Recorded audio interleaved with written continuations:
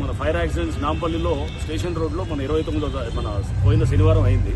దాంట్లో 5గురు చనిపోవడం జరిగింది. ఇట్లా మనకి ప్రతినిత్యం కూడా మనకి చాలా మంది ఇట్లా ఫైర్ యాక్సిడెంట్స్లో వాళ్ళ కుటుంబాలు కానీ లేకపోతే అక్కడ పనిచేసేవారు కానీ వాళ్ళు చిక్కుకొని వాళ్ళు అక్కడ చనిపోయిన పరిస్థితులు మనం నిత్యంగా చూస్తున్నాం.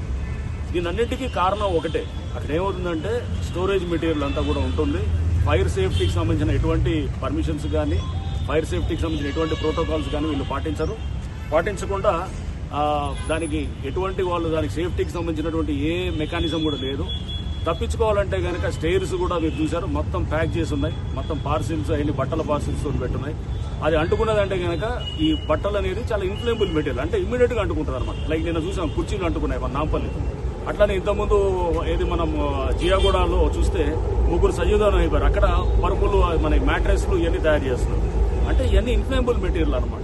అంటే ఒక్కసారి అక్కడ షార్ట్ సర్క్యూట్ అయ్యి ఏమన్నా అయిందనుకోండి వెంటనే అంటుకొని అది ఒక మీడియం బట్టల మీడియం ద్వారా ఒక షార్ట్ సర్క్యూట్ ఒక చిన్న స్పార్క్ వస్తే అది అంటుకున్న తర్వాత మొత్తం స్ప్రెడ్ అయ్యి అందరికీ వెళ్ళిపోతారు. దీంట్లో పనిచేసే వాళ్ళు బయటకు వచ్చే పరిస్థితి లేదు. ఇప్పుడు ఎవరన్నా లోపల పొరపాటున యాక్సిడెంట్ అయిందంటే అంతా దైవాధీనం అనమాట. ఏం లేదు, మొత్తం దేవుడి మీద వదిలేసి మనం ఏం అవ్వదులే అనుకునే దీంట్లో ఉన్నాం. కానీ అయితే మటుకు మళ్ళీ ఇక చేసేది ఏం లేదు.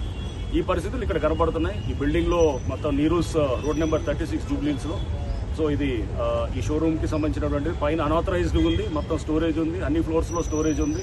స్టైర్స్ అన్ని కూడా మొత్తం బ్లాక్ చేశారు. అండ్ లిఫ్ట్ ఉన్నది, ఆ స్టైర్స్ ఏదైతే ఉన్నదో ఒకటే స్టైర్స్ ఉన్నది, అది కూడా మొత్తం బ్లాక్ అయింది. లిఫ్ట్ న్యాచురల్గా ఫైర్ ఎక్స్టింగ్విషర్స్ ఉన్నాయి, అది ఓన్లీ కొన్ని ఫ్లోర్లో ఉన్నాయి. అసలు యాక్చువల్గా ప్యాక్ చేసినటువంటి అక్కడ ఫైర్ ఎక్స్టింగ్విషర్ లేదు. ఏదైతే కనుక వీళ్ళు ఫైర్ సేఫ్టీ తీసుకోవాల్సింది అది లేదు.